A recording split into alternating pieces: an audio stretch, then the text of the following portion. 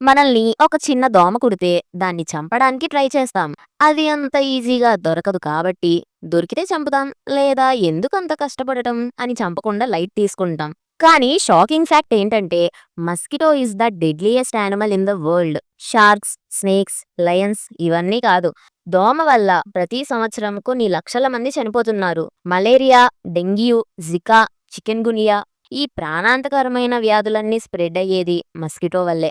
WHO ప్రకారం ఒక సంవత్సరంలో 7 లక్షల నుండి 10 లక్షల మంది వరకు మస్కిటో వల్లే చనిపోతున్నారు. కంపేర్ చేస్తే విషపూరితమైన పాముల వల్ల 50,000 మంది, లయన్స్ వల్ల 100 మంది, షార్క్స్ వల్ల 10 కన్నా తక్కువ మంది, కానీ మస్కిటో వల్ల 7 లక్షల మందికి పైన చనిపోతున్నారు. సో నెక్స్ట్ టైం మస్కిటో కనిపించిన వెంటనే దాన్ని లైట్ తీసుకోకండి.